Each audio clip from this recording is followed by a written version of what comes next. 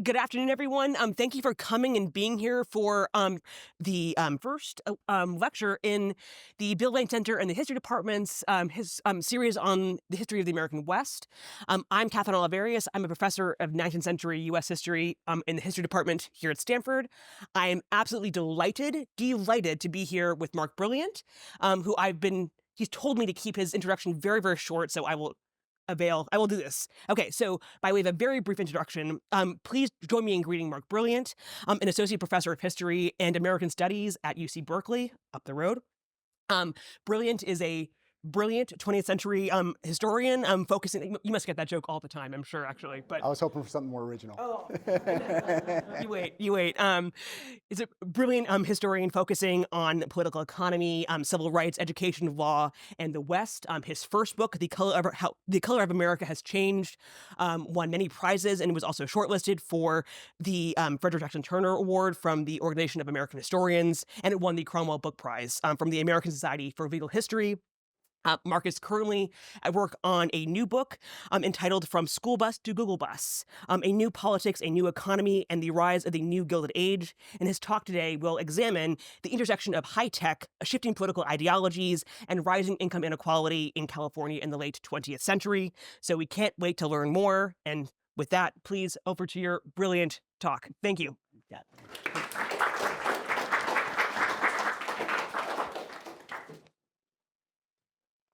That's actually the title of the new book. And in honor of the Lane Center, I made sure I had some allusion to Frederick Jackson Turner on the front page. So there you go, David. It is really a great honor and pleasure to be back. Thank you for inviting me. I have the fondest memories. Did you mention that I got my PhD here? So the fondest memories. I never went to sleepaway camp as a kid, but my 6 years at Stanford were the closest thing I've ever experienced to sleepaway camp in an idyllic spot and doing idyllic things and having great advisors like David Kennedy. I have, it's a bit of a time warp because I remember so vividly, a little over 20 years ago, walking into Professor Kennedy's office with my dissertation page, collecting signatures, and I said, "Professor Kennedy, would you mind signing now?" He signed it and he said, "Mark, you've been calling me Professor Kennedy all of these years. You can now call me David." I said, "David, you've been calling me Mark all these years."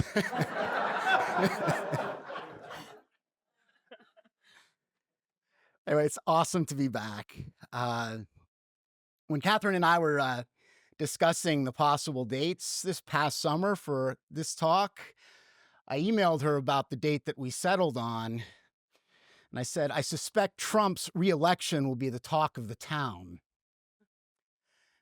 Given that, I then wondered to myself if the audience would prefer a group therapist to a historian. I regret to inform you that I am not a therapist. But I do think that the history I have to recount today might offer something that the historically minded, at least, might find therapeutic.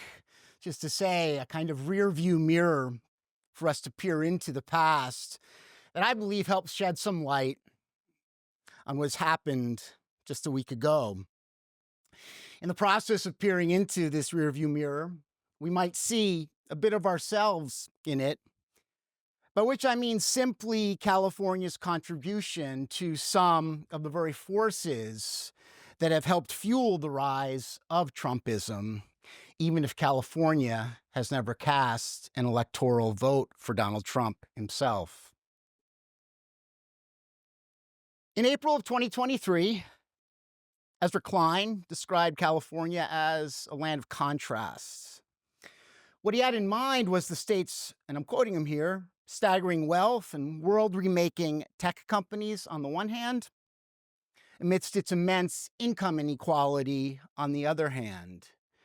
This jarring juxtaposition could not be pinned, he said, on partisan division and gridlock. After all, as Klein noted, Democrats are and have long been at the wheel. Klein's observation echoed that of veteran California reporter Dan Walters from just a few years earlier. The contemporary California paradox, as Walters described it, is the combination of a thriving world-class tech-driven economy and Democratic Party domination on the one hand, coupled with the widest income disparity in the nation on the other hand. The book I'm currently working on, which is now renamed Gilded State, seeks to trace and unravel the historical roots of this ostensible California paradox. And what I want to do today is offer just briefly a kind of a big picture overview of the argument to really kind of test run it because it's still a work in progress. It's rounding into shape, but I have an opportunity here to get some feedback and then to work through, to go from the forest to the trees and to kind of give you, even in the trees, a number of the trees rather than sort of singling out one particular chapter. So the core question is this: how and why did California's rapid acceleration in income inequality beginning in the 1970s relate to the contemporaneous rise of Silicon Valley and the rise in the ideological transformation of the Democratic Party? And there I'm referring to the transformation in the Democratic Party from the kind of New Deal liberalism of Governor Pat Brown during the 1960s to the so-called post-liberal ideology. That was a description that Brown's own advisors in 1974 gave to him, that is Jerry Brown, ushered in by Jerry Brown. For each of these developments, the rise of the post-industrial high-tech consumer economy, the rise of the post-New Deal Democratic Party, and the rise of the new Gilded Age, California, more than any other state, was ground zero, which brings me to my current working thesis. It goes like this: the waxing of faith in high tech coincided with and indeed filled the vacuum created by the waning of faith in government, which was symbolized in different ways for the different parties by the gubernatorial elections of Reagan in 1966 and then Jerry Brown in 1974. In the context of the times, the confluence of techno-optimism and state skepticism made eminent sense. An increasingly post-industrial economy and the people propelling it could solve the pressing problems of the day that government in the 1970s was popularly perceived across the ideological continuum as either complicit in and or ill-equipped for. As journalists Joel Kotkin and Paul Grabowitz put it in their 1982 book, California Inc., Americans were returning to the frontier ethic of individual self-reliance. If liberal social programs had failed to correct the nation's problems, then perhaps the solutions promoted by Western entrepreneurs deserved a chance. Techno-optimism, in other words, promised to fill the vacuum created by state skepticism. In retrospect, however, this combination of techno-optimism and state skepticism would have the unintended and largely unforeseen consequence of transforming the Golden State into the Gilded State. Policies reflective of state skepticism, often fueled by the state skepticism of techno-optimists themselves, checked the full realization of the promises of techno-optimism, including perhaps its ultimate promise, which was to promote widespread prosperity. Small might be beautiful when it came to personal computers and the microchips that made the personal computing revolution possible. However, small was simply too small when it came to tackling the social and economic challenges unleashed by the pivot to the post-industrial economy, with which Silicon Valley, of course, would become synonymous. Ultimately, the techno-optimist high hopes for high tech to create widespread prosperity would founder on the shoals of state skepticism, creating an asymmetry between socioeconomic problems and policy solutions. One major consequence of this would be that paradox of contemporary California with which I began. So that's the bird's eye view, the argument, and I want to now unpack it a bit by way of diving into some of the content that the book tackles. And I want to start first with a trivia question, which I do a lot of these around every 4 years for my students. Here's one. In what year or decade, if year is too hard, did a leading Democratic Party operative write a book in which he described the better educated, more affluent, and politically active members of the middle class, people like us, as the vanguard for the Democratic Party in the years to come? Last year. This year. The answer is 1971. The book is The Changing Sources of Power, American Politics in the 1970s. The author is Fred Dutton, who was a UC Berkeley undergrad, Stanford law grad. He was a UC regent beginning in 1962. He was a campaign director for Pat Brown's successful bid for California governor in 1958, then failed bid for a third term against Ronald Reagan in 1966, and then Bobby Kennedy's ill-fated bid for the presidency in 1968. And Dutton's just there in the center over Bobby Kennedy's dead body. You see him there. From these perches, Dutton witnessed and indeed helped initiate one of the most significant transformations in U.S. political history since the New Deal. And what I mean by that is the rise of the diploma divide, for which the Trumpified GOP is in many ways the Republican culmination. Right? And you can see in this graph here how the percentage of Democrats with college degrees has doubled since the late 90s, while the percentage of Republicans has held steady at around 30%. The diploma divide marks a class inversion in American politics, as David Leonhardt of the Times describes it. A long-term shift in the Democratic Party's base from the white working class of the New Deal to the college-educated and minorities of more recent years, in the words of journalist George Packer. If 2024 is any indication, however, minorities too, especially Latino men, are swinging to the Republican side of the diploma divide, which has been a long-standing goal of the GOP. The diploma divide has captured much attention since the rise of Trumpism. Its roots, however, run back decades before Trump's rise to national political prominence. And these roots, in fact, are anchored right here in California in the call by Fred Dutton to reconfigure the Democratic Party coalition.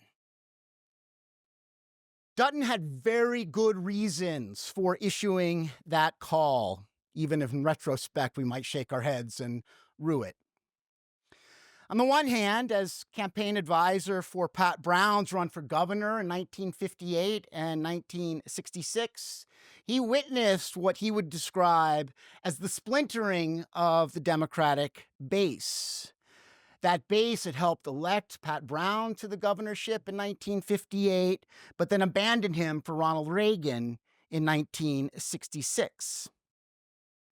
On the other hand, as a regent, Dutton developed an affinity for college students, and the tremendous changes he applauded them for spearheading, including, as he put it, the critiques of the new left. Drawn to those students, Dutton became one of the few regents who stood up for students in the mid-1960s against the demagoguery, as he described it, directed at them and their great institution by other regents, and of course, Ronald Reagan himself. Now, Reagan's victory, his trouncing of Pat Brown for governor in 1966, is often considered a harbinger of a rightward turn in American politics.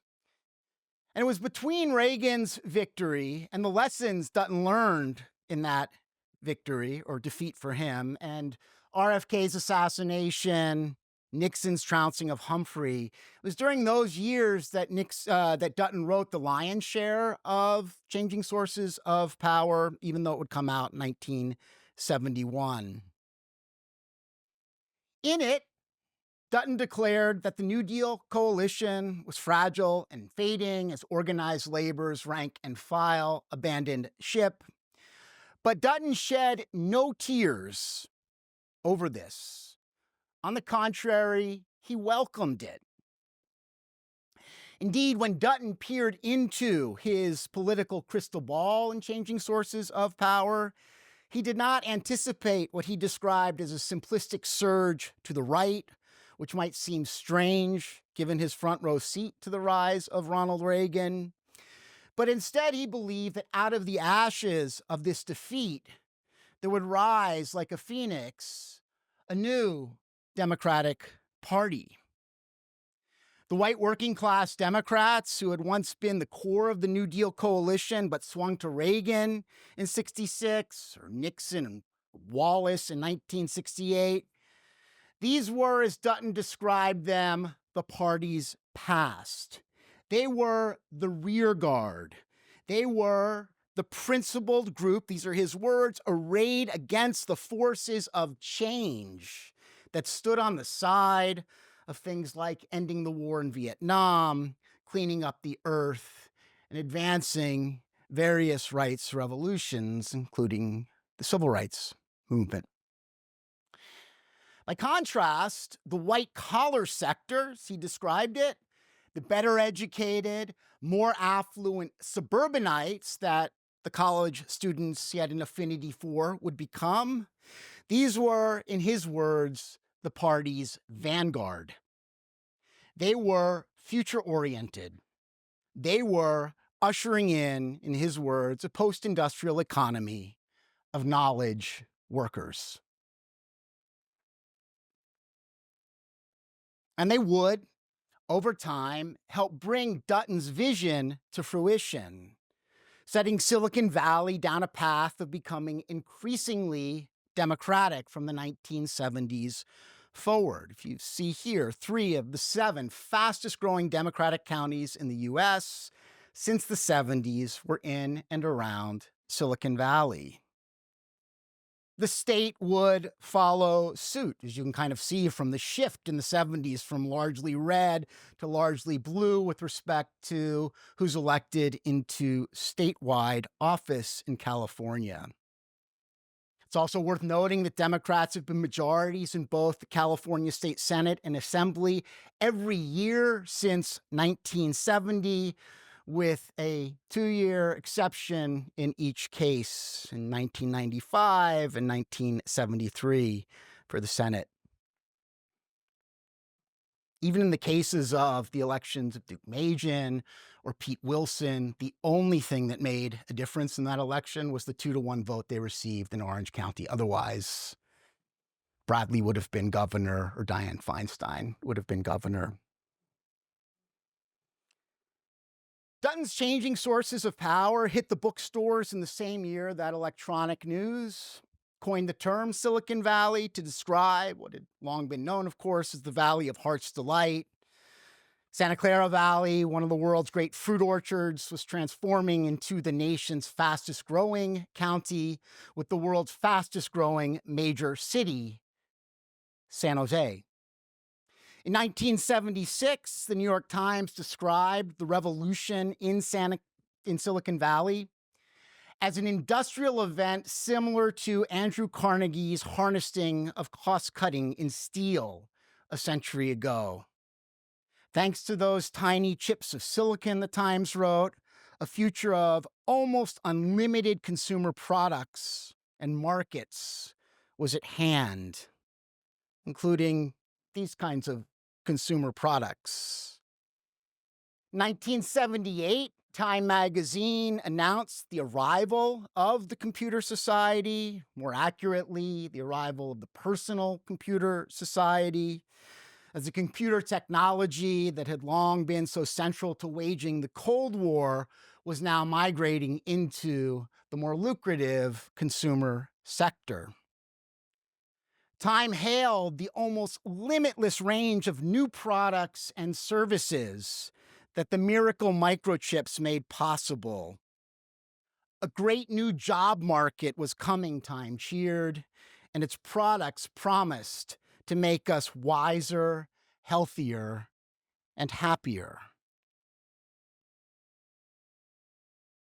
Such hopeful predictions for the economic boom and social transformation to be wrought by the computer were especially welcome news to a nation that was otherwise reeling economically in the 70s and early 80s, owing to a combination of deindustrialization and stagflation.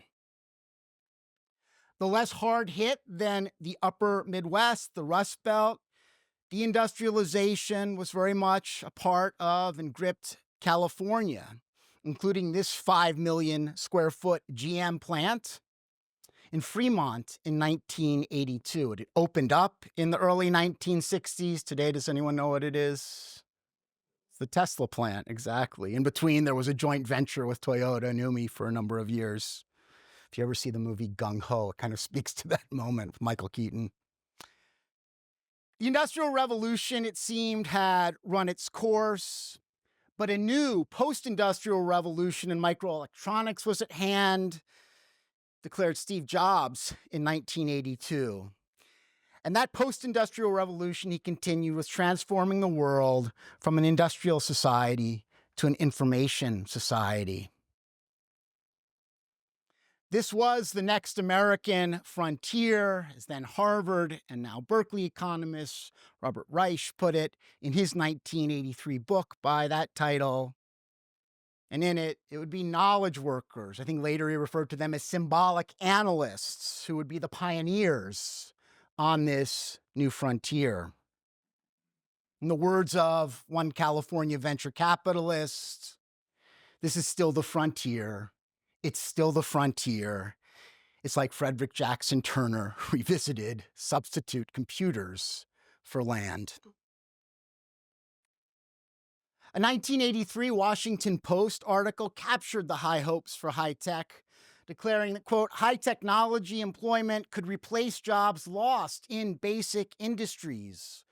Gleaming factories in Silicon Valley could absorb workers from the devastated industrial Rust Bowl.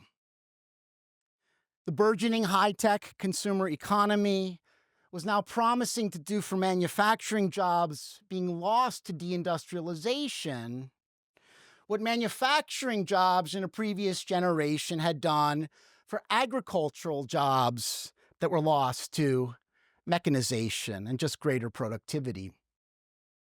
Little wonder that Time magazine named the personal computer its machine of the year. Now, such high hopes for high tech were not simply confined to high tech's material benefits arriving amidst industrial hard times. This was especially true for the 1960s counterculturalists who became 1970s cyberculturalists. For them, the revolution in Silicon Valley promised, among other things, personal liberation, enlightenment, democratization of access to knowledge, and salvation from environmental degradation. In 1985, the historian Theodore Roszak, who was a part of that world, wrote, for the surviving remnants of the counterculture, it was digital data that would bring us to the post-industrial promised land. The personal computer would give the millions access to the databases of the world, which, so the argument went, was what they needed in order to become a self-reliant citizenry.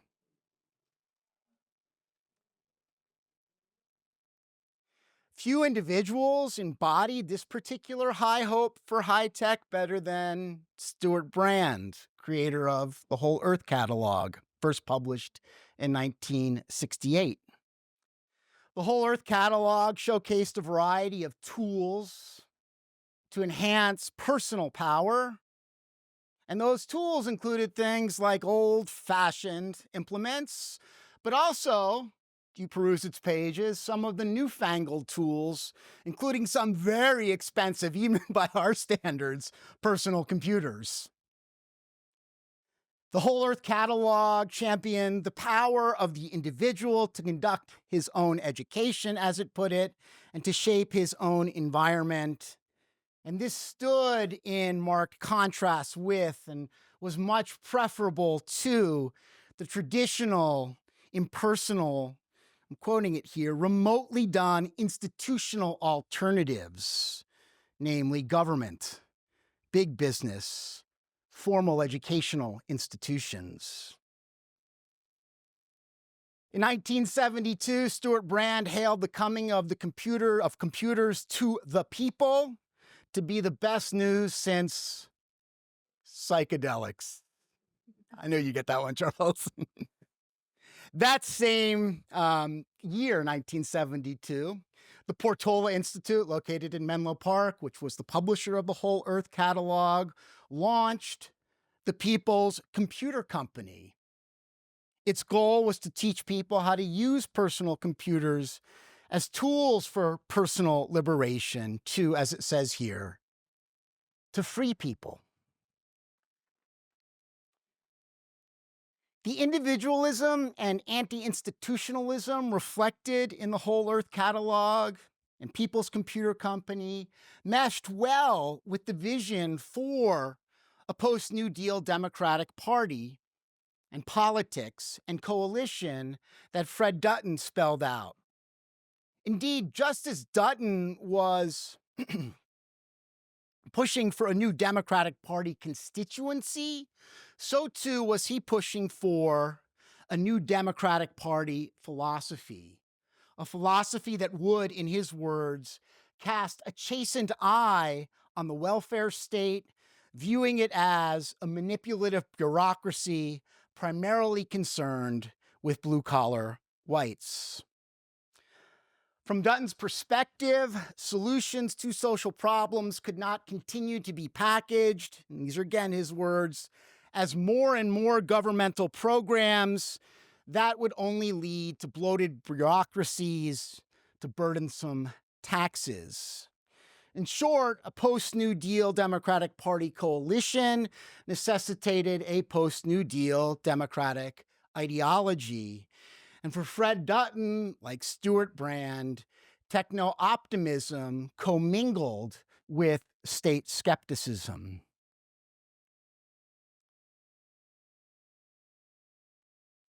Jerry Brown could have walked right out of the pages of Fred Dutton's Changing Sources of Power. Indeed, if Dutton was the author of the New Democrats guidebook, Brown was the New Democrats trailblazer. Shortly after his election as California governor in 1974, Tom Hayden published this Rolling Stone profile of Brown. It's more of like a hagiography than anything else. For Hayden, Brown represented, quote, a turn for the Democratic Party, a new political reformation that was a response to floundering government, as Hayden put it, a floundering government that had been associated with the Vietnam War, with Watergate, and with New Deal policies, as Hayden threw in, that were no longer able to prevent recession and inflation. In turning away from the New Deal, the new democratic policies that Hayden saw embodied in Jerry Brown was turning toward what Brown's advisors described as a post-liberal ideology. Hayden would eventually join the Brown administration. A central feature of Brown's post-liberal ideology was a hopeful recognition of the environmental and economic potential for the innovations unfolding in Silicon Valley. As Brown put it, he sought to fit together environmental sensitivity and technological innovation. I don't see why those two things can't be connected, he told Orville Schell in this 1978 published biography. To this end, Brown summoned Stuart Brand to Sacramento, where Brand became a member of Brown's inner circle.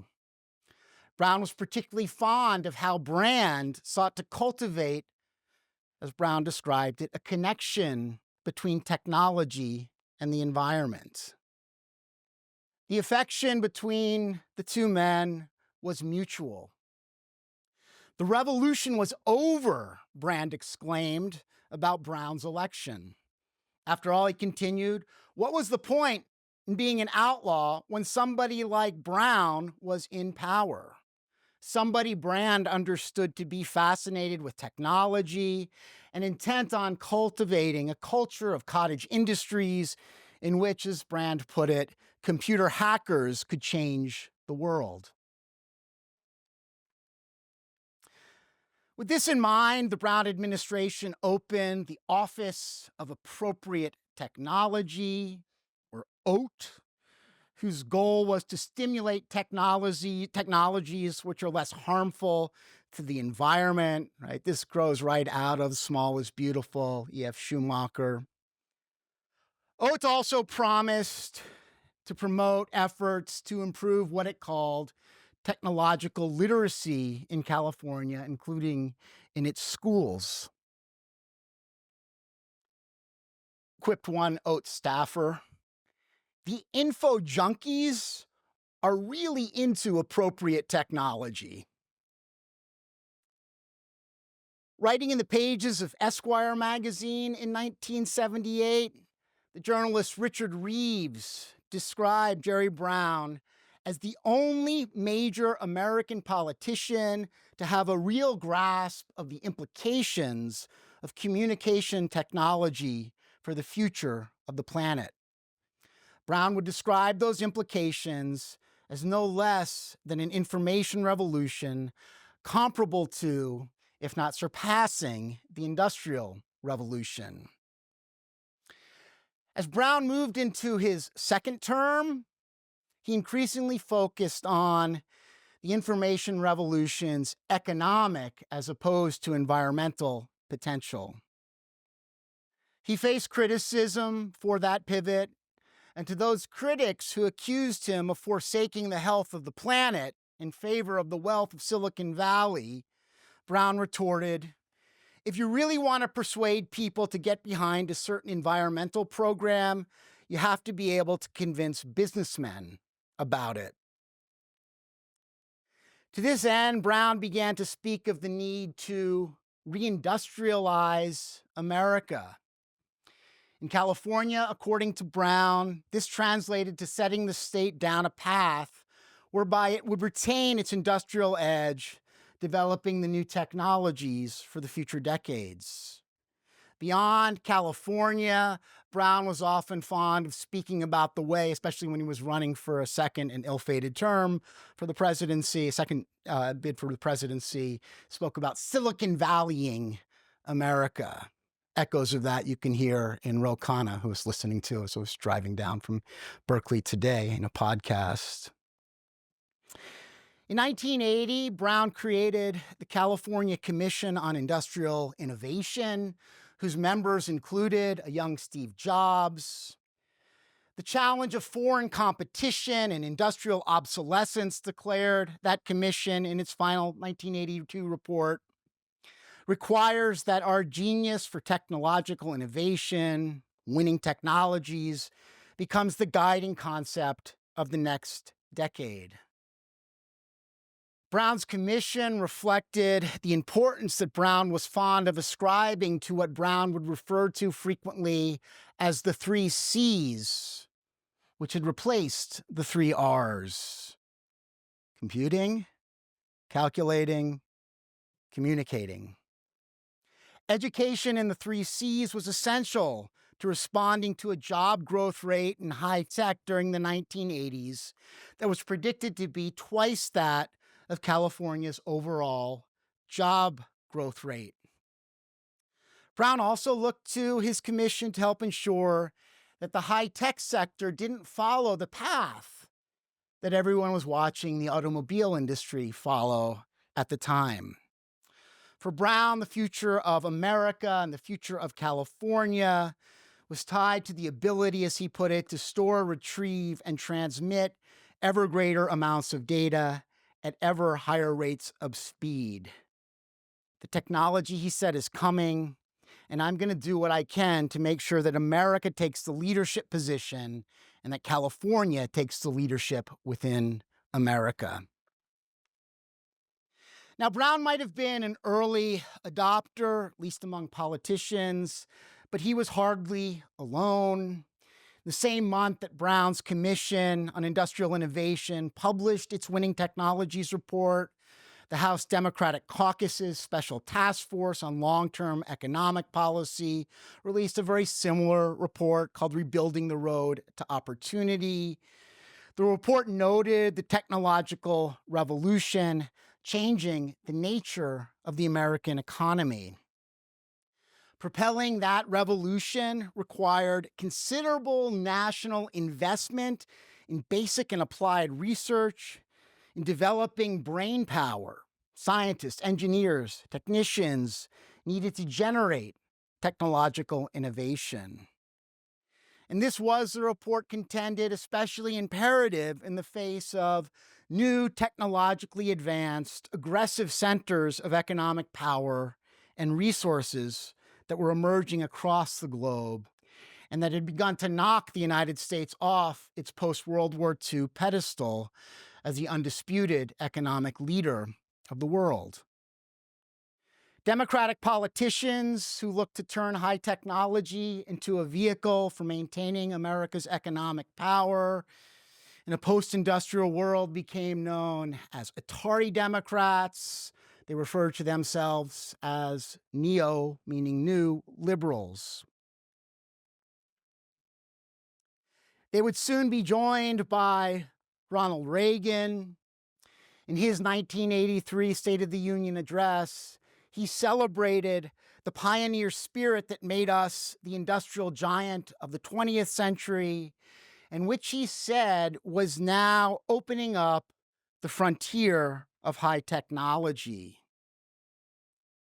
Later that year, however, Reagan's Commission on Excellence in Education warned that the nation's schools were not producing enough students capable of staking a claim on that frontier.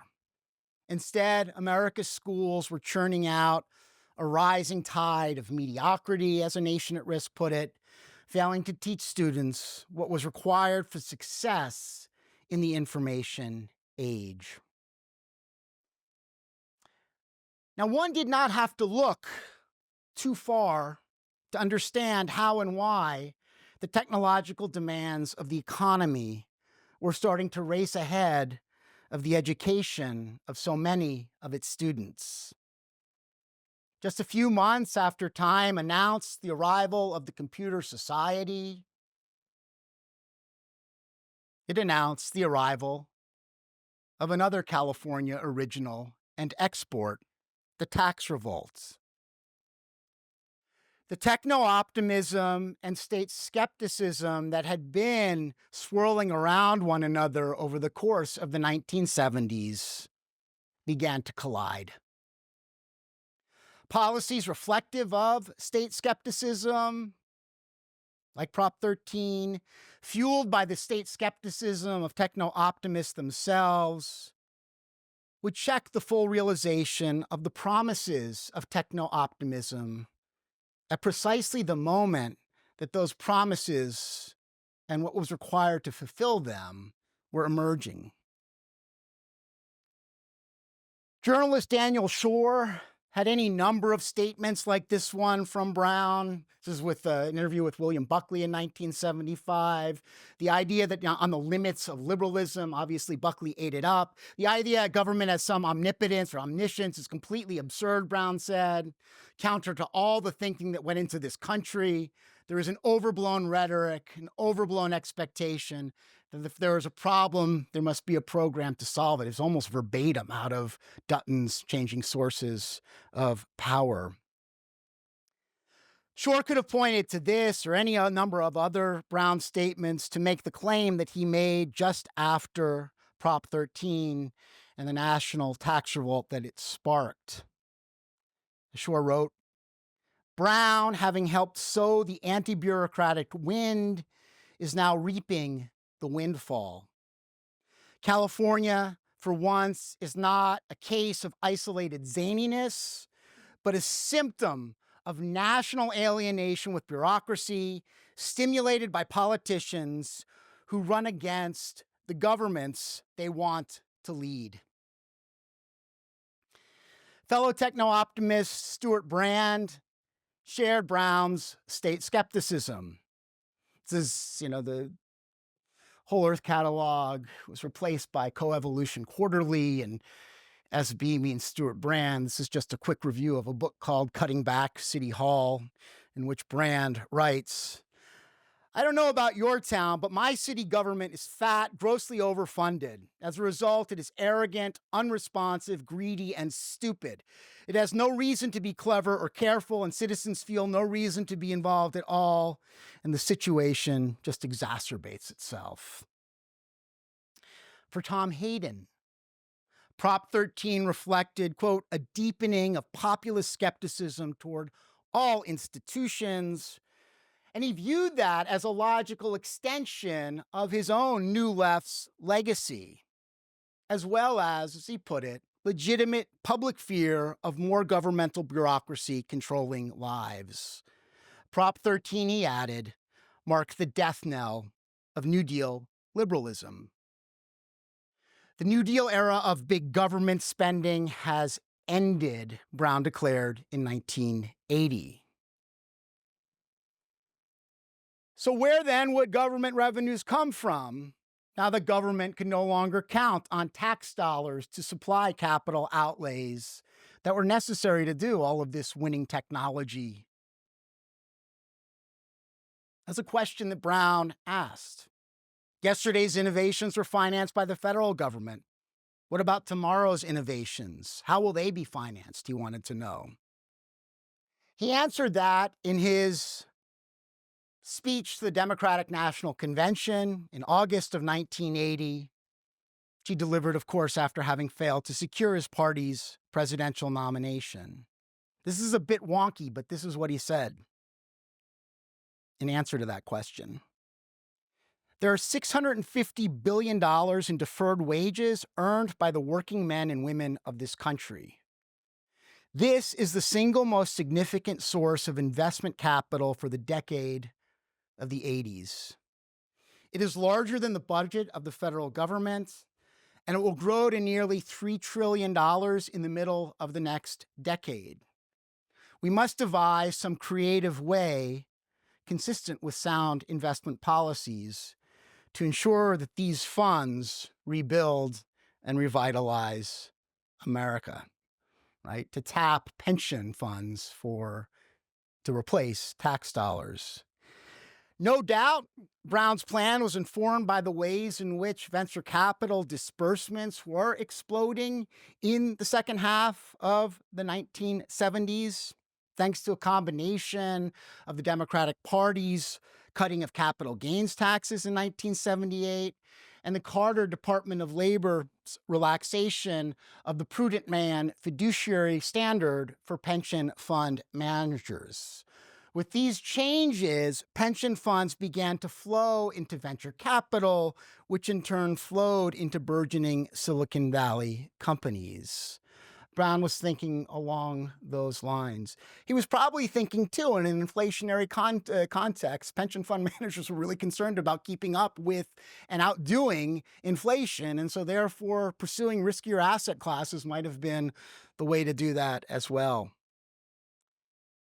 So that's pretty wonky, but it was a proposal that caught the attention of no less than the journalist who had pinned the moniker Governor Moonbeam on Jerry Brown.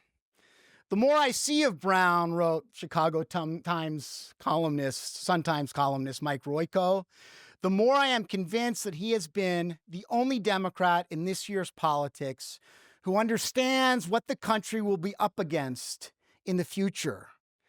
I think the moonbeam has landed.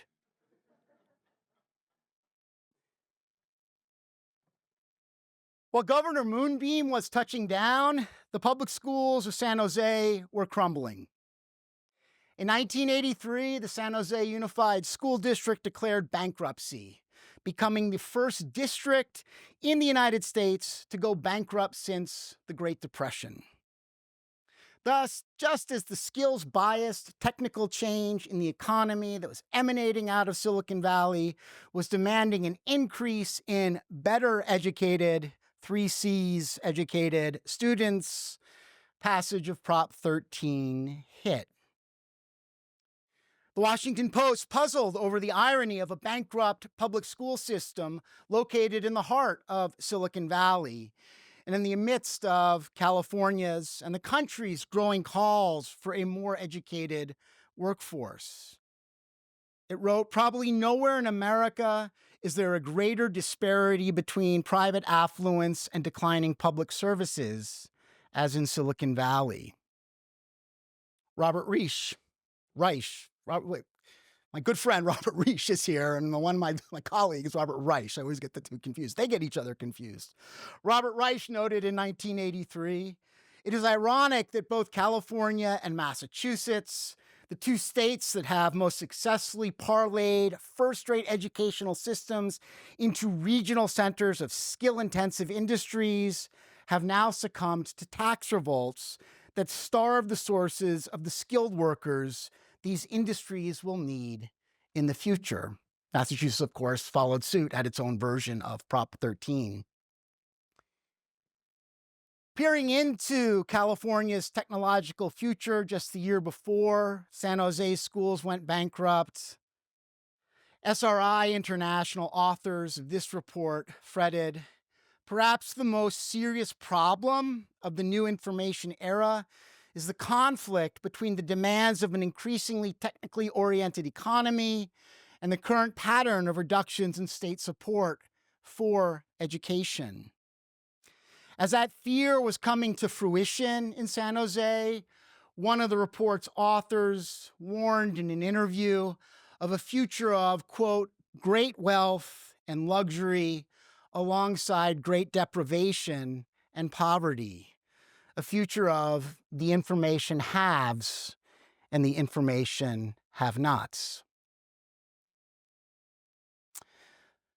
Just a few years later, journalist John Markoff, labor organizer Lenny Siegel published The High Cost of High Tech. In it, they discuss the emergence of, in their words, the 2 worlds of Silicon Valley, by which they meant the growing gap between the valley's rich and poor. And nowhere, they stressed, was that gap more evident and further apart than in its schools. That pattern, of course, would be exacerbated after Proposition 13, as parents in cash-strapped districts, at least parents with means, began to funnel money, private money, into public schools, and you begin to see an explosion in local education foundations. Of course, these disproportionately benefited the more affluent school districts. As a tax revolt spread, expenditures, if you just looked across the country, you looked at expenditures on all elementary and secondary schools as a percentage of GDP, they had doubled between 1950 and 1970. And from 1970 down through 2000, where the statistics I saw stopped, they completely flatlined. So precisely the moment, right? Overall, not just in California. Right? At the same time, perhaps not surprisingly, educational attainment levels began to taper off for people born in the 1950s, coming of age in the 1970s. For the first time in US history, as the economic historians Golden and Katz have written, for the first time in US history, this was a case of public education failing to race ahead of the technological demands of the economy.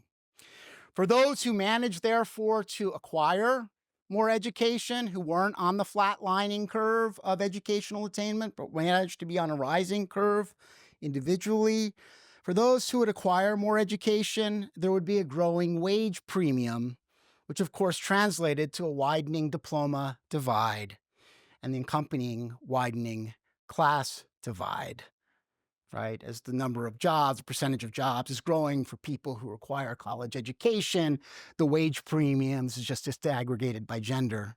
This is for young adults, is growing as well. The information have-nots did not just include San Jose's public K-12 schools. In the same year that their school system went bankrupt, nearby in Sunnyvale, the video game company Atari announced that it was laying off 1,700 employees and shipping their jobs to Hong Kong and Taiwan. Atari's layoffs coincided with an effort to unionize those workers. Not surprisingly, the term Atari Democrat had a very short shelf life, and all the Atari Democrats disavowed it. While Business Week went on to describe Atari's actions as reflective of, quote, a broken promise, a betrayal of the belief that high technology industries will rescue the US blue-collar workforce by creating jobs to replace those lost by smokestack industries. Intel's Robert Noyce was no fan of organizing tech workers. As Tom Wolfe described Noyce's views on the matter in this April '83 Esquire profile, Noyce regarded unionization as a death threat to Intel, part of the ancient terrain of the East, part of the dead hand of the past. Nevertheless, Noyce fretted about the socio-political consequences of laid-off manufacturing workers. In a speech in April 1983, so just literally a little more than a month after Atari's layoffs, he said the following: I have not found in my own mind a satisfactory answer to what to do with displaced, he said, auto workers, no mention of the Atari workers.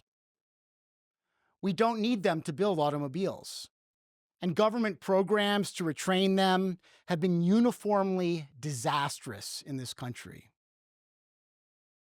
But if we throw out 95% of auto workers, well, that is a very vocal group, and they will create enormous havoc in our society. It doesn't take a lot of imagination to connect the historical dots between that past and the present, especially for white working class voters who have now become the base of the Trump GOP and our class-inverted, diploma-divided politics of today. The tectonic shifts occurring in California's politics and economics coincided with and contributed to an equally momentous, if much less apparent at the time, tectonic shift in the state's and the nation's class composition, the beginning of what would later become known as the New Gilded Age. Sometime during the mid to late 70s, the nation's quarter century of post-World War II great compression and income inequality reversed course, giving way to what is now recognized as nearly a half century of great divergence. Social scientists offer dueling explanations for the rise of the New Gilded Age. I teach a whole course where I go week by week, trying to examine the different explanations that are offered. I've touched upon them. All of them are present in the moment that I'm looking at in California. I've touched upon many of them today. But what's much less debatable is this. In no state was the shift from great compression to great divergence more pronounced than in California. During the late 1960s, the Golden State sat just below the national average when it came to its degree of income polarization relative to other states. 30 years later, California had become the nation's second most unequal state. And this is one of the first reports from 1999 from the PPIC that flags that. This trend would continue into the 21st century. In 1980, California was home to 3 of the nation's 15 most economically polarized metropolitan areas, with 2 in the top 10. By 2015, those numbers were 7 and 5. Today, the diploma divide has become synonymous with not simply a partisan educational divide, but also related and also historically inverted partisan class divide. And that owes in good measure to the income returns to higher education as the Silicon Valley-led pivot from an industrial to a post-industrial society has grown in lockstep with the diploma divide. Which brings me to another trivia question as I move towards my conclusion here. By what metric that social scientists say predicts for future success of children would Kamala Harris have been the most privileged president ever? She would have been the first to be a child of parents, both of whom had PhDs, both of whom had PhDs from Berkeley, no less. In addition to possessing an advanced degree herself, although that's not particularly unique for a president in recent years. Like many, most of us, all of us here, she comes from the winning side of the diploma divide. Moreover, the failed path to victory for the first African American, female, Asian American Democratic presidential candidate depended in the end on appealing to voters from her same side of the diploma divide. That is, peeling off more college-educated and above white suburban Republicans in order to offset the continued Democratic hemorrhaging of non-college educated, now synonymous with working class, whites, and increasingly non-college educated non-whites to the Trump GOP. That is in many ways the diploma divide in a nutshell. Californians as a whole might not have voted for Trump, but our supermajority Democratic Party domination in recent years and long-term Democratic Party domination going way back to the 1970s, and our affluence-generating and world-transforming post-industrial economy, those have grown up together since the 70s alongside ever-increasing income polarization in the nation as a whole and greater in California relative to the nation. I hope this talk has helped illuminate and unravel the historical roots of this ostensible contemporary paradox of California. I hope, too, that it has kind of given us a sense of how and why that just because we Californians as a whole didn't vote for the guy fanning the flames doesn't absolve us from bearing at least some responsibility for some of the fuel that's feeding the fire. Thank you.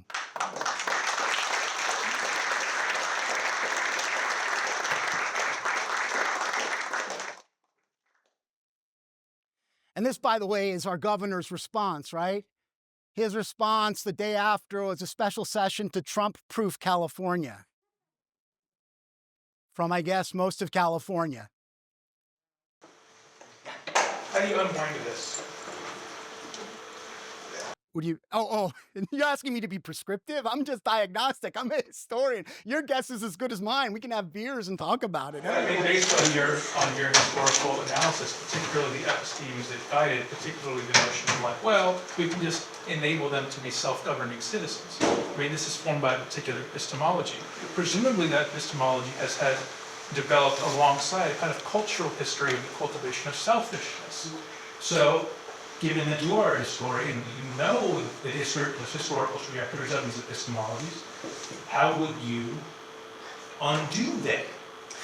So Jerry Brown was once fond of saying about why you might describe him as closer to his predecessor, Ronald Reagan, when it came to economic policies than to his father. And it wasn't an Oedipal thing, he said. It was just simply that the times set the agenda. And his sense of that time was that this was a time where government was viewed as the problem and not the solution, and across a wide swath of the political continuum. Whether or not those times have changed, Gary Gerstle has written a book in which he's declared the fall of the neoliberal order, right? Which he wrote, I forget when it was published, 2022. I mean, I was watching people up in arms over teachers' unions keeping public schools closed and wondering, like, if this doesn't generate a kind of backlash against institutionalism, I don't know what will. But there was this sense that in the face of, at least for Gerstle and others, that neoliberal order, which he says it takes root, just like Eisenhower solidifies the New Deal order, it's Clinton that solidifies the neoliberal order.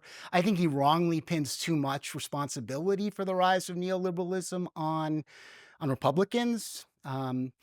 Although he does, better than almost anyone who writes about neoliberalism, pay a lot of attention to the appeal that it had to Americans in the 1970s. And so I think that his sense, which is as good as mine, it's Ro Khanna's as I was listening coming down, is that as we live in a world, I mean, our politics is not a healthy politics if our parties are divided along educational and class lines. That there's a way in which there's got to be some kind of, public investment, whether it's in schools, apprenticeships. We have projects to do. I've always thought like calling some of these big infrastructure projects, things like the Green New Deals, like the stupidest decision ever. Call it World War Green. Right? I mean, find a cause to mobilize America. Like, as soon as you call it the New Deal, whatever, you'll alienate half the population. But, maybe it's something, I have no great, I'm not like, this sounds like, revisit, I don't know. It's very hard to, in inflation, this was the lesson of the 1970s, right? The New Deal's problem that it was resolving was high unemployment and deflation. In the 70s, the problem with the New Deal was that it was facing a problem of high unemployment and inflation, to which throwing tax dollars at the problem would only exacerbate the problem. And so, we're in a similar kind of, not nearly as great as the inflationary context of the 70s, but certainly some kind of way of thinking about whether it's industrial policy, I mean, doing something to figure out how to turn to and provide more kind of, I'm a materialist at heart. I believe the cultural issues are downstream of economics. Maybe they're not as downstream as I thought they once were, given Bidenomics and given the way things played out. But in general, when I teach civil rights history, to me, so much of the success of the civil rights movement, one of the things critical to undergirding it was the economic growth of the post-World War II period. And I tell my students, what made it possible is when you have a rising tide lifting all boats, there's room for more people on those boats. And it's not surprising that the civil rights movement begins to run aground in the late 1960s as deindustrialization is hitting. And so to try to diversify decimating industrial workforces is much more fraught and complicated. So I do believe that, there has to be, the materialist sort of base to it. The lesson to me of that post-World War II era is you need to figure out a way that a rising tide could lift more boats and to curb this sort of trend towards this diploma as class divide in our politics, which I think is just toxic. The vice president seemed to almost be different. They almost seemed to get a high school teacher from a farming community on the one side of the divide against the Yale-educated elite, which trips it up a little bit, but I think you can understand J.D. Vance in the sense of kind of what you're talking about. I think also maybe there might be, I mean, I think that's a shift of the Democrats to techno-pessimism, which I think we kind of have a right to at this point, and state optimism. I mean, I personally feel the 4 years of Biden was a good example of very good state draft. And it's the technology which is actually keeping us back, at least in terms of Twitter. Yeah, no, and that's kind of another way of saying that we might be on the precipice of what at least historian Gary Gerstle and others sort of hope that we're pivoting towards a more state positive kind of conception of what we need government to do in the face of. I mean, it doesn't seem like the Silicon Valley is really solving the problems in terms of the hopes we had in the 70s and 80s. It was probably way overblown to begin with, but it made a lot of sense. I mean, we extrapolated from a sample of one. There was one major pivot in our entire political economy, right? The pivot from agriculture to manufacturing. And, as agricultural jobs shrunk, I mean, it's a remarkable thing, right? We have 330 million people. We feed them with 2% of the population or so that works in agriculture. We needed was 40 or 50% in the 19th century worked in agriculture to feed a fraction of that, right? So as that's becoming mechanized and fertilization is increasing productivity, those people are losing jobs, but the timing of that coincides with the rise of manufacturing. And manufacturing jobs aren't inherently good jobs. They become good jobs because in the context of the 20th century, the counterbalance of whether it's unionization or aggressive politics of the progressive era and the New Deal helped sort of counterbalance the concentration of wealth and power in the first Gilded Age. And, so by the time you get to deindustrialization, the timing is coincident with the rise of Silicon Valley. And so you could see how Americans would vest so much hope, way overblown hope in retrospect, in that as a solution. And now that it sort of seems that, well, maybe it's not as much of a solution in terms of being able to provide widespread prosperity. I mean, it's a solution in I couldn't live without my devices. It's mind-blowing, the innovation and but in terms of creating, one of the lessons that economists talk about is it just doesn't create as many jobs as manufacturing. And so you have this massive revenue to employee ratio, which would have been so different than revenue to employees in the big Warm, self-reliant society needed for democracy. Yes, and that's the part that I chuckle at. Right. No. I mean, the social media thing takes us to a whole new level. Yeah. Charles, yeah. Thanks so much for this. I wondered about the state skepticism part of the talk. In part because so many of the Democrats you're talking about were real champions of industrial policy. I mean, the CHIPS Act that we have now in Bidenomics is a child of the 1980s. They were coming up with all kinds of policies like that. That's what the California Commission on Industrial Innovation, they were promoting investing more in education and in workforce training, in keeping things on shore. And so on the one hand, both with the Democrats, it feels like these are people who, in a lot of ways, they have some state skepticism, but they were very much in favor of shaping the market and using state power. And then on the Republican side, I mean, Reagan spends more money than anyone. It's just that it takes the shape of the military, which is part of the state. And a lot of that's being built here in California. In Silicon Valley, I mean, they're investing, a lot of venture capital is going into new firms targeting military customers just like today. So a lot of people who've written about this period in neoliberalism see it not as, this is the original argument, is it's not about actually crushing the state. It's about using the state to create more inequality. Whereas the state before was about redistribution. I mean, the state was always involved in funding, there is a pivot towards consumer sector, right? Growth of Silicon Valley, right? There's a long history. And actually, it's a very rich history to point to in terms of the state can do good, right? We owe the whole existence to not just great entrepreneurship and innovation, but also to massive state funding that relies on the subsidization of K through 12 and higher education during the Cold War. Is there a question about the gap between, I definitely think that certainly the rhetoric is without question, and it's a rhetoric that goes back to the 60s. I mean, I think that's a really important piece of the puzzle. So I tell my undergraduates, when Mario Savio was talking about throwing his body against the gears of the machine, what machine was he talking about? the University of California, right? And so there's a whole kind of, well, Schiller, for example, has written really well about the kind of, sort of the state skeptical stuff, and you see it obviously reflected in the counterculture, the Stuart Brand world. So there's the rhetorical side of it. For the politicians, I do think that they were very clear about trying to come up with some space between Reaganism and New Deal liberalism. So and so industrial policy might have been that kind of sweet spot where it allows for some kind of room, right, between multiple actors. And certainly the Commission on Industrial Innovation reflects their labor leaders on that commission, as well as captains of industry and politicians as well. So I think there were, and maybe the kind of like the industrial policy, but it had some bad examples, right? I don't know. I haven't delved deep enough into the history of industrial policy. Maybe Leslie or somebody like. But what are the like Symantec? I mean, there's just some really bad examples where government gets in the business of trying to pick winners and losers and loses.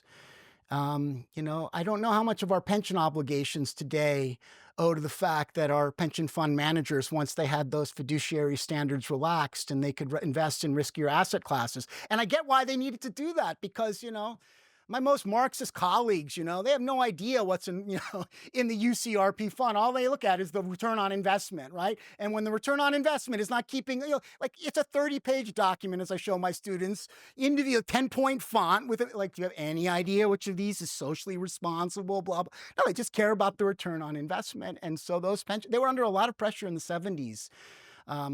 I haven't been able to connect the dots to, pension fund, how much are bad bets that are made. But it does seem like there's definitely a sweet spot that they're trying to carve out. Reagan, they see as a kind of smokestack industry. And obviously defense always gets the exception, right? Read Lisa McGurr, Orange County, somehow, defense is not part of the state, and it always gets carved out from, anti-statism or whatever. It can be perfectly, consistent with being a rabid anti-statist, John Bircher, and totally supportive of corporate welfare in the form of defense contracting. And that's an old story.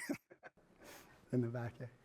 Yeah, I just have a question. I guess the short question would be like, where do you see your book project ending? Like, where's your end at? Because as you were getting to the conclusion of your talk, I was thinking about like, I feel like and as this gentleman said earlier, we've moved towards, or the Democratic Party has moved towards not optimism anymore, now it's techno-pessimism. And one of the big intriguing things to me about this recent election was all of the big giants of Silicon Valley moving toward Trump, right? And really trying to get, pumping all this money into Trump, trying to get their followers, cult followers to do the same.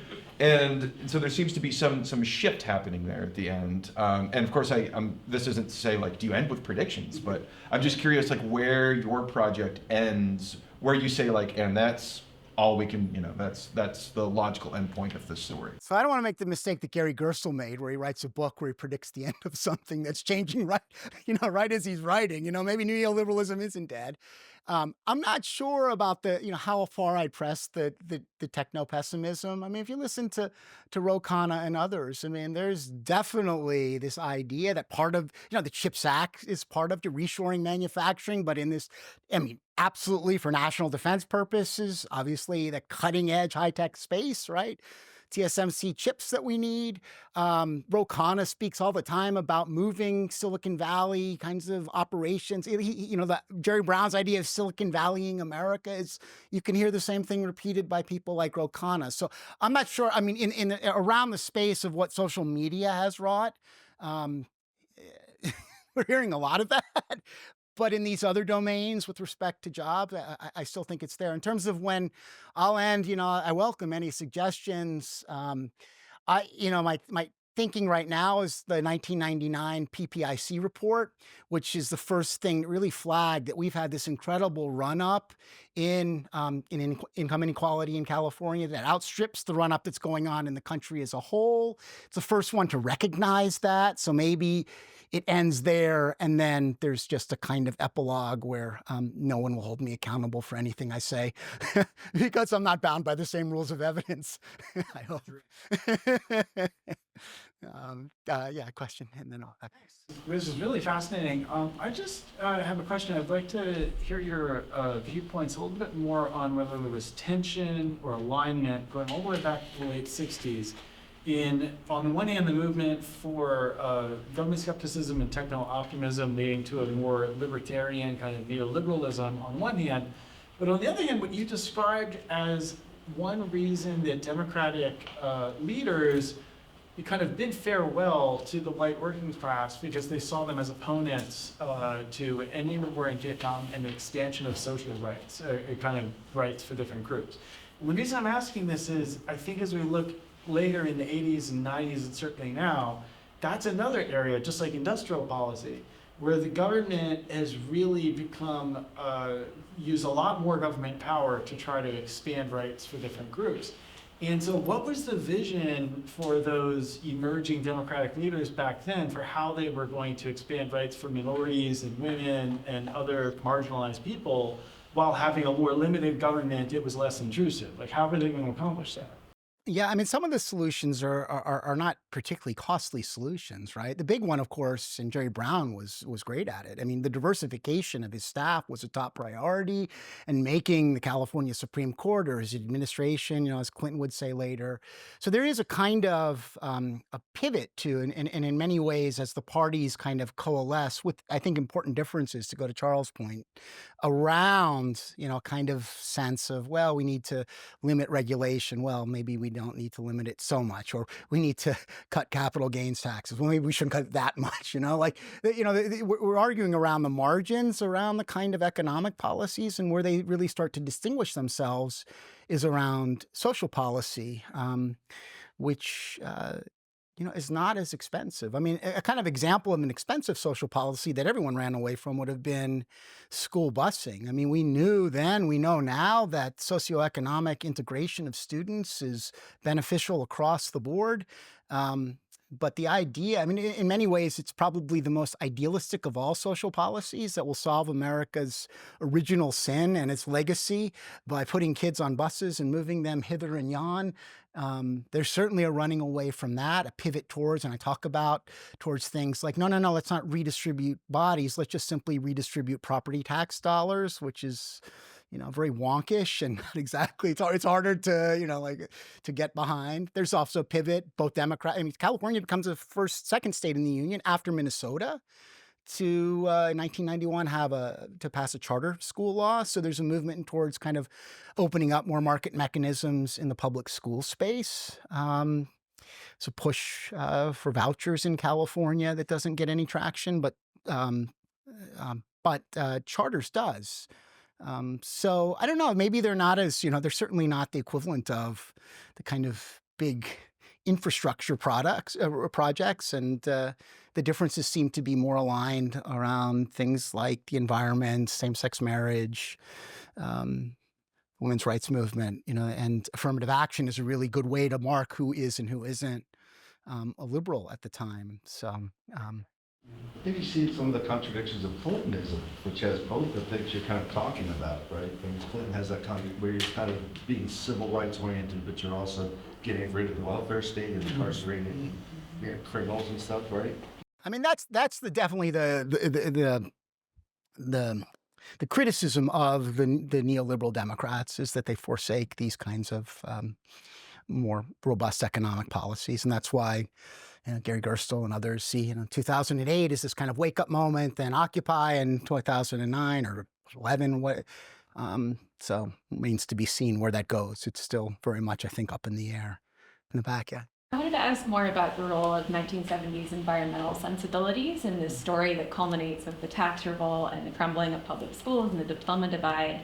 You focused on the whole Earth catalog, whose types are sort of a striking version of techno-optimist environmentalism at the time, but conventionally we talk about more of a back to the land, wilderness preservation, and state, like pro-state environmental movement that wants the Clean Air Act, the Clean Water Act. And I'm wondering where you think, how important are environmental sensitivities in this moment at driving state skepticism, kind of pushing techno-optimism? How are those two versions of environmentalism interacting with each other? Yeah, there's clearly a big environmental, technological nexus that Brown identifies, right? Office of Appropriate Technologies. We can come up with these technological solutions to environmental degradation. They're these small scale projects that don't really get anywhere. The bigger ones, of course, are coming out of DC under the Nixon administration. And I don't quite know. It's a good question. How would I factor that into this? I'm not totally sold on it. I'm curious, like if it's the techno optimism. This is me just floating a kind of way of conceptualizing a period of time. I mean, I've got it's. Stuart Brand becomes pro-GMO, pro-nuke. Yeah. Right? He's an interesting character in that. Yeah, well, the nuclear thing also has its own renaissance. I teach a class called Going Nuclear, and I'm going to lecture tomorrow on the fall and the rise of nuclear power. Yeah. So I don't know. Do you have thoughts on like how might you sort of fit it into there? There's definitely. I remember reading. Is it Adam Rome's Bulldozer in the Countryside? There's a point at which the policy that he sees as the most. The policy that was needed was one, I forget what the name of the policy was, but it really involved, regulation that moved beyond localities. It involved a kind of government intervention in the early 70s, and it gets nowhere because it kind of founders on kind of property rights ideas about, it's in a property owner's interest to figure out what to do with water that is, septic tanks are leaching into your home water. And he talks, I forget the name of the policy, but he kind of phrases it in this way that seems to be like, yeah, when you start pushing too far towards regulation in the context of the 1970s, the whole thing begins to run aground. I don't know, it's just me groping for, yeah. One thing it'd be interesting to look at, because you talked about the city hall is fat and overfunded piece, is the fact that a lot of the 1970s environmental regulations are essentially regulating local government and their ability to approve projects. Seeing that particular form of skepticism. That's good. Yeah. Yeah, thanks so much. This was a wonderful thought. So I'm always curious about the Gilded Age invocation, right? I buy the sort of styling of our current moment, or the moment from the 70s to the present, as a Gilded Age when you look at all the stats that you look at. But one of the questions that I always have is that ideas about the Gilded Age invoke certain, ideas about like elite politics sharing specific sensibilities. Like in New York, you have all of the barons going to the opera together, right? They share a social sort of environment and a political environment in a way that I'm not always as sure with the Silicon Valley elites, right? So you have Carnegie building like thousands of libraries. You have the X, Y, and Z examples, right? Like Ford, and there's a new example in Detroit of the 20s, right? And so to what extent do you think that the Silicon Valley elite politics, the industrialist, entrepreneur, sort of class, which is at the center of the story you're telling about the Gilded State, do they share any social philosophy that is not just mere techno-optimism, right? Because I wonder how you'd unpack that, right? There's certain futuristic ideas that they seem to share, but they often don't seem to cohere as a class in the same way that previous moments in American history. There seems to be like a real tightly wound, style or political sensibility, right? So I wonder where you go with that question, but it's always something I'm curious about. Yeah, like any historical analogy, I just use it because Paul Krugman and it's been used, and it seems like there's some resonance there, especially in terms of the stats. There's a certain I forget. I think it was Sam Weinberg I was talking to once here. He said the difference between the Carnegies and the Gateses when it comes to foundation money is, Carnegie's built libraries, and Gates says, here's what you have to read. So there's a certain kind of, there's that kind of kind of like diploma divided sort of, we have the solutions. You go to the Gates Foundation, not to pitch them an idea, but to offer, supplication as a subcontractor to a vision that they have in mind. They certainly seem to be aligned around, things like school choice resonates a lot.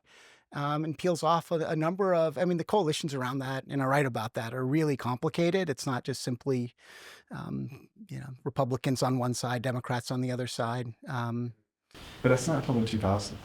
the foundations, like the Gates Foundation, I don't know. Well, a different way to add that. Yeah, but the choice stuff goes back further. A question, if I could follow up on that, I'd be curious for your take on it, right? Like the artifacts of class politics from whatever the Gilded Age, right? They are the new opera house, or it's the libraries, right? What do you think the artifacts of this moment are, right? Of this particular elite?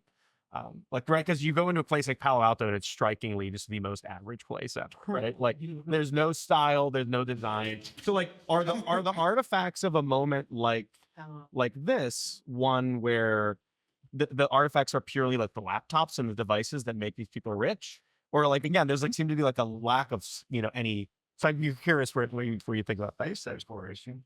Space exploration. That's a big. Jerry Brown had a whole space thing going on. That's why I got the Governor Moonbeam thing. Philanthropy. I don't know. I mean, in universities. Yeah, it's harder to pin it down to great, opera houses or a whole suite of libraries or something like that. Maybe I'm missing something. What, Burning Man? I've actually got that. TV shows, Silicon Valley, which I love telling my students. I mean, because it's a mockery of this idea of the self-made Silicon Valley entrepreneur, working in the incubator of home, right? Because Mike Judge was before Beavis and Butthead, he was a subcontractor for a defense. When he graduated from UC San Diego as a physicist, he worked for a defense subcontractor. So he kind of had a better sense of that story, which I think he mocks. I don't know, maybe some, but Yes, yeah. just one thing I was thinking about. I work for the Silicon Valley Archives, and I've been processing Ray Dolby's papers. So I'm reading letters from like Alex Poniatov and people from IMAC and all of these people in Silicon Valley, and even the 40s, 50s. So not skipping from the Gilded Age of the 1890s directly to now 2024, but looking in the middle of the century, where you have an awful lot of people who were GIs, who then worked for people from European, who had a deep love of classical music, European classical music, and were emigres and part of an emigre culture that did love opera and other things, but also experimentation. So it's not necessarily, the Carnegie libraries and things like this, but rather a sense of connecting between technology, but having learned something from an older culture. And that's in every single Silicon Valley archive with a company from this region that I've been reading in the past several months. You find that I think that shift in a particular kind of immigrant culture from Europe dies. There might still be interest in music and so on, but it turns into how do we report it? What is the instrumentation? What kind of technology? And so it's a much more subtle kind of deep in the archive you could find it, but it's not going to be discussed out and about because you're looking at the silent generation coming of age, not boomers. Google promised to digitize the whole written record, right? I don't think they'd ever been into an archive to understand how impossible. This one has 2,500 unprocessed cartons. Good luck with that. Can we please thank Dr. Brilliant for a wonderful talk? Thank you so much.